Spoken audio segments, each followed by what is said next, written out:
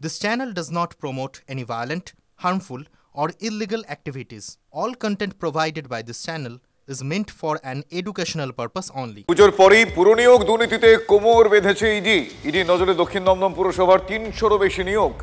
২০২০ সালে একই দিনে ইন্টারভিউ ছাড়াই ২৯ জনের নিয়োগের অভিযোগ ওঠে। ২০১৪ সাল থেকে দক্ষিণ দমদম পুরসভার নিয়োগের সংখ্যা ৩২৯। এর মধ্যে ২০২০ সালের মার্চ মাসে গ্রুপ সি এবং ডি পদে নিয়োগ হয় ৩০৩ জন।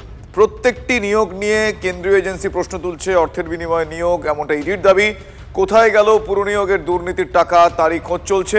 আমার সহকর্মী সুজয়ের কাছে আরও বেশ কিছু আপডেট রয়েছে। সুজয়, এখনো পর্যন্ত আমরা দেখলাম যে দীর্ঘ ২০ ঘন্টা দমকল মন্ত্রীর বাড়িতে, রেস্তোরাঁতে, অফিসে, শুধু তাই নয় তার ছেলের ধাবাতে, তার আত্মীয়ের বাড়িতে, বিভিন্ন জায়গায় ইডির এই যে ম্যারাথন তল্লাশি, এটাও তারই একটা এক্সটেনশন বলবো। এখনো পর্যন্ত কোন কোন তথ্যগুলো, কোন কোন ক্লু ইডি পেল? দেখো, যেটার ভিত্তিতে মূলত বা যেটার যার খোঁজ করতে মূলত ইডি তল্লাশি চালাচ্ছিল, যে আর্থিক যে দুর্নীতির সেই অর্থ সেটা কোথায় গেল, এবং সেই সূত্রেই যেটা জানা যাচ্ছে, সিবিআই যে চার্জশিট দাখিল করেছিল এর আগে দক্ষিণ দমদম পুরসভার বিরুদ্ধে এই পুরনিয়োগ দুর্নীতি মামলায়, সেখানে সিবিআই উল্লেখ করেছিল যে ২০২০ সালে বিনা ইন্টারভিউতে একই দিনে ২৯ জনের নিয়োগ হয়েছিল দক্ষিণ দমদম পুরসভায়, এবং ৩০৩ জন ২০২০ সালের মার্চ মাসে নিয়োগ হয়েছিল ওই পুরসভায়। এবং এই যে গোটা নিয়োগ প্রক্রিয়াটা এবং এই সংখ্যাটা নিয়ে সিবিআইও প্রশ্ন তুলেছে, এবং ইডিরও সন্দেহ যে এই যে নিয়োগটা হয়েছে সেটা বেআইনি এবং এই নিয়োগটা অর্থের বিনিময়ে হয়েছে।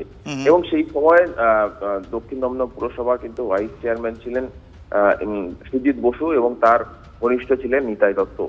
ইডির সন্দেহ যে এই যে বেআইনি নিয়োগ এবং এই বেআইনি নিয়োগে যে টাকা লেনদেন, সেই টাকাটা কোথায় গেল, এবং সেই কারণে আমরা দেখলাম গতকাল মধ্যরাত পর্যন্ত তল্লাশি চালানো হলো। সুজিত বোসের যে অফিস রয়েছে, বিধায়ক হিসেবে যে অফিস ব্যবহার করেন, সেখানে তার অন্যান্য যে ব্যবসায়িক জায়গাগুলি রয়েছে সেই জায়গাগুলিতেও তল্লাশি চলেছে। ফলে ইডি সেই জায়গায় তল্লাশি চালিয়ে তাদের দাবি যে বেশ কিছু তথ্য তারা সংগ্রহ করতে পেরেছেন, বেশ কিছু নথি তারা নিয়ে গিয়েছেন, এবং সেই নথিগুলোর সঙ্গে এই দুর্নীতির কোনো যোগ রয়েছে কিনা সেটা এখন তারা যাচাই করবেন।